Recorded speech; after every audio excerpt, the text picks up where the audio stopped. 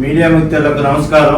మొన్న 23వ తారీఖున నాగేంద్రబాబు గారి ఆధ్వర్యంలో జనసేన క్రియాశీలక సభ్యుల యాక్సిడెంట్ లో చనిపోయిన వాళ్ళకి చెక్కులు ఇవ్వడం జరిగింది. దాంట్లో మన వినుకొండ నియోజకవర్గంలో న్యూజెండ్ల మండలం సీతారాపురం విలేజ్ చెందిన ఎస్కే మస్తాన్ అనే జన సైనికుడు రోడ్ యాక్సిడెంట్ లో చనిపోవడం జరిగింది. దానికి మొన్న 23వ తారీఖు నాగేంద్రబాబు గారి ఆధ్వర్యంలో చెక్ ఇవ్వడం జరిగింది. వాళ్ళ వైఫ్ అయిన రమీజా గారికి చెక్ చేయడం జరిగింది. ఈ విషయం జరగంగానే మన వినుకొండ నియోజకవర్గ ఐటీ ఇన్ఛార్జ్ అయిన రమణ గారు ఎమ్మడే విషయం తెలియజేశారు. ఇలా యాక్సిడెంట్ జరిగింది, మన జన సైనికుడికి జనసేన సభ్యత్వం ఉందని తెలియజేసి దానికి కావాల్సినంత కూడా రమణ గారు ఎప్పటికెప్పుడు మాకు వివరించి చెప్పారు. ఈ విషయాన్ని మొత్తాన్ని కూడా మన మస్తాన్ వాళ్ళ అన్నగారైన దాదా గారు గార్డియన్గా వ్యవహరించి మనం ఏది అడిగినా కానీ అన్ని తీసుకొచ్చి ఇవ్వడం జరిగింది. ముఖ్యంగా మన ఐటీ వినుకొండ నియోజకవర్గ ఇన్ఛార్జ్ అయిన రమణ గారి గురించి ముఖ్యంగా చెప్పుకోవాలి. ఆయన హైదరాబాద్ లో సాఫ్ట్వేర్ ఉద్యోగం చేసుకుంటూనే జనసేన పార్టీ మీద పవన్ కళ్యాణ్ గారి మీద అభిమానంతో ఆయన ఐటీ రంగంగా మనకి ఎన్నో సేవలు అందించడం జరిగింది. ఏ సమస్య వచ్చినా కానీ రమణ గారు ఎమ్మటే దాన్ని స్పందించి ఇలా చేయాలని చెప్పడంలో ఆయన పార్టీ మీద ఉన్న అభిమానం మనకు అర్థమవుతుంది. వినుకొండలో పార్టీ అభివృద్ధి చెందడంలో రమణ గారు కూడా ఎంతో కృషి చేస్తున్నారు. అలాగే ఈ చెక్కుకి కావలసిన పోలీస్ స్టేషన్ వ్యవహారం కానీ ఏదైనా సరే న్యూజెండ్ల మండల ఉపాధ్యక్షుడు రజిబాబు గారు వాళ్ళకి దాదా గారికి చేదోడు వాదోడుగా ఉండి చెక్కుకి ఎటువంటి ఇబ్బంది లేకుండా ప్రతి ఒక్క విషయంలో తోడున్నందుకు వినుకొండ జనసేన పార్టీ తరఫున మన రమణ గారికి అలాగే రజిబాబు గారికి ప్రత్యేక అభినందన తెలుపుతున్నాము. ఎందుకంటే పవన్ కళ్యాణ్ గారు జన సైనికుల గురించి మన రాష్ట్రంలో ఫస్ట్ గా ఈ సభ్యత్వాలు ఈ ఇన్సూరెన్స్ చేసింది ఎవరంటే పవన్ కళ్యాణ్ గారు. దరిదాపు ఇప్పుడు దాకా 893 మంది జన సైనికులు యాక్సిడెంట్ రూపంలో చనిపోతే వాళ్ళకి దాదాపు 44,65,00,000 రూపాయలు వాళ్ళకి సహాయం చేయడం జరిగింది. అలాగే యాక్సిడెంట్ రూపంలో కూడా దాదాపు 533 మంది యాక్సిడెంట్ జరిగితే వాళ్ళకి 2 కోట్ల చిల్లర వాళ్ళకి ఇవ్వడం జరిగింది. అలాగే వినుకొండ నియోజకవర్గంలో కూడా ఇప్పటికి దాదాపు మన జన సైనికులు 6 మరణించడం జరిగింది. అంటే 6 చెక్కులు రావడం జరిగింది. ఇంకా 3 చెక్కులు రావాల్సి ఉంది. వాటిని కూడా ప్రాసెస్ లో పెట్టాము. అలాగే యాక్సిడెంట్ అయిన దరిదాపు ఒక 4-5 కూడా చెక్కులు రావడం జరిగింది. ఏంటంటే పవన్ కళ్యాణ్ గారు జన సైనికుల కోసం ఎప్పుడు ఆలోచిస్తూ ఉండే విధానంలో పవన్ కళ్యాణ్ గారు ముందరుంటారు.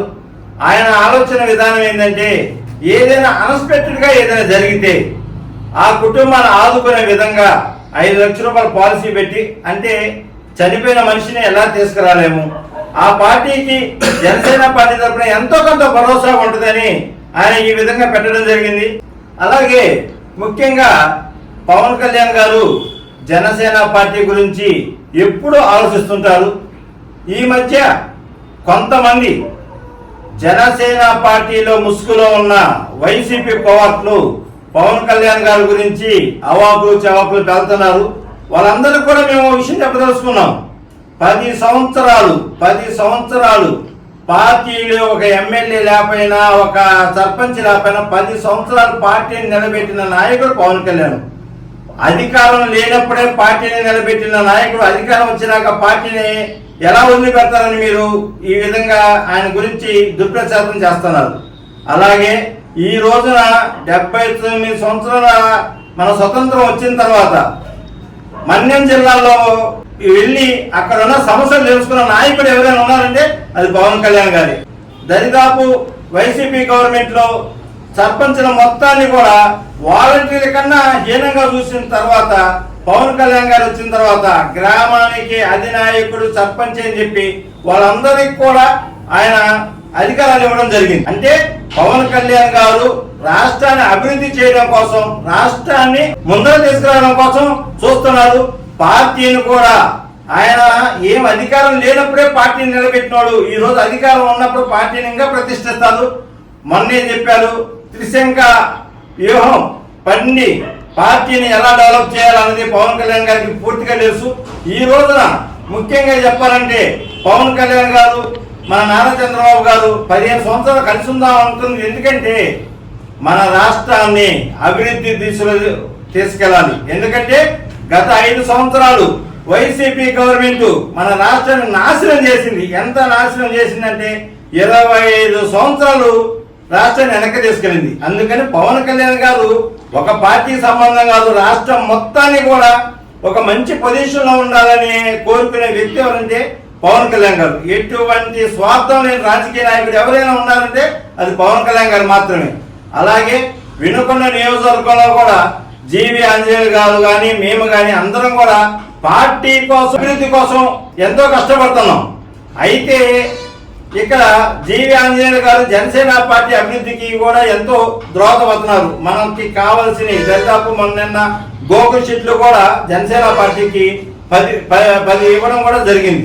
అలాగే వినుకొండ నియోజకవర్గంలో జీవి ఆంజనేయులు గారు ఎన్డీఏ కూటమి చాలా కలిసిమెలిసి పనిచేసుకుంటా పోతున్నాయి. అలాగే మొన్న జీవి ఆంజనేయులు గారిని కూడా రాబోయే మున్సిపాలిటీ ఎలక్షన్లకు కానీ పంచాయతీ ఎలక్షన్లకు కానీ జనసేన టీడీపీ బీజేపీతో ప్రతి ఒక్క ఊర్లో కమిటీ వేయాలని అడిగాము.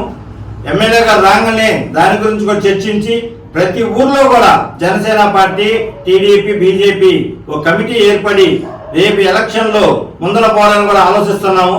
ముఖ్యంగా ఇక్కడ జనసేన పార్టీని ముందర తీసుకెళ్లడంలో పవన్ కళ్యాణ్ గారు ఎప్పుడు కూడా ముందర ఉంటారు. కానీ కొంతమంది ఈ విధంగా మాట్లాడడం అనేది అది వైసీపీ వాళ్ళు చేస్తున్న పని అని తెలుసుకుంటూ, అలాగే ఈ రోజు మస్తాన్ కుటుంబం గారిని, ఎందుకంటే ఆయన ఏదో పని మీద నైట్ పూట రావడం, యాక్సిడెంట్ జరగడం, ఆయన చనిపోవడం, ఆ చనిపోయిన మనిషిని అయితే తీసుకురాలేము. కానీ పవన్ కళ్యాణ్ గారి జన సైనికులకి ఇన్సూరెన్స్ ద్వారా 5 లక్షలు ఇచ్చి వాళ్ళ కుటుంబాన్ని ఆదుకున్నందుకు పవన్ కళ్యాణ్ గారికి థ్యాంక్స్ చెప్తున్నాను.